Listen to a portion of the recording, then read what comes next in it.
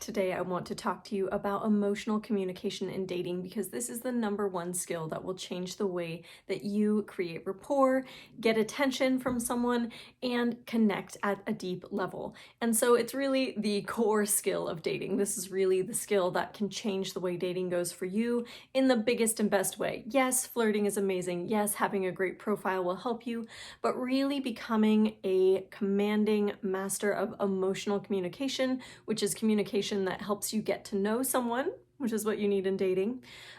It changes the way that dating goes for you and can help you feel really powerful when you're getting to know someone because you are sovereign. That's my word. You are sovereign over how the communication is going and you get to make the choices. Today, I'm going to teach you how to do that so that you can get started today and begin having way better conversations with your matches on online dating apps and on real dates. Just a quick reminder, this is the Sovereign Dating channel where I teach you these kind of skills, how to date better, how to flirt better, how to find the love that you really want. And it's all hosted by me, Alana Mackenzie Page, your resident dating and intimacy coach and author of the book, The Art of Feminine Seduction, which you can see right back here, where you can also learn all of the skills that I talk about on this channel in one quick, concise book.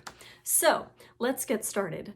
Emotional communication is how you communicate to someone emotionally. So rather than at the mental level, or what often happens to people on dates is they begin to feel like they're kind of in an interview. This is the way that you take communication to the next level, where you get into the depth and emotion of who someone is rather than just staying on the surface or kind of getting into those quantitative questions, which are all about, where did you grow up? This kind of very basic stuff that's actually kind of boring. It's actually kind of boring. It doesn't have a lot of juice. It doesn't give you any kind of mystery. It doesn't actually help you build relationship with someone. It just feels like a checklist that you're going down.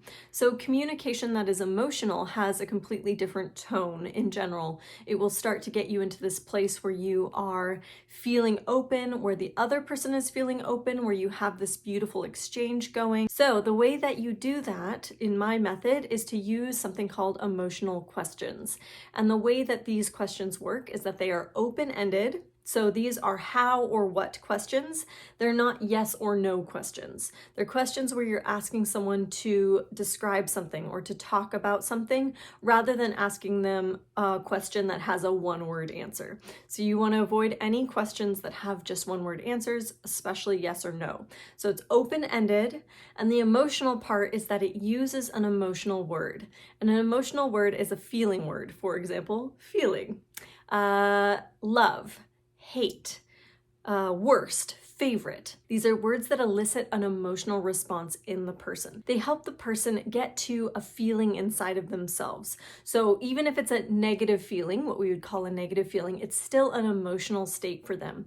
And what you want to be doing is helping them access their emotional states by using these emotional words in your questions. So it's an example of this, right? So instead of saying, what do you do for work? You would say, how do you feel about your job? How do you feel about your work? Or what do you love about living in Portland, this beautiful city, wherever you are, right? What do you love about being here?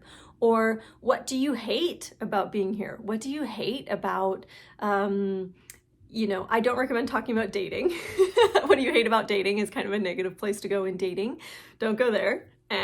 But what do you hate about something in your life, like something that they've expressed a little bit of negativity about? You can kind of dig a little deeper to find out what their actual relationship to that thing is. The magic of these questions is that it does just draw out so much more of who that person is and what they're about and how they relate to themselves and others, which is really what you want to know when you are dating. If this is the actual information that you want to know, it's not like how hot are you, how much fun do we have? Actually, it's much deeper than that. It's how do you relate to yourself and others, the world. And so these kind of questions pull that out of the person. Once again, very simply, this is the crash course. That is an open-ended question that has a feeling word in it. So these kinds of questions will open up the world of that person for you in a much better more illuminating way and help you get to know if you really want to know that person more or not.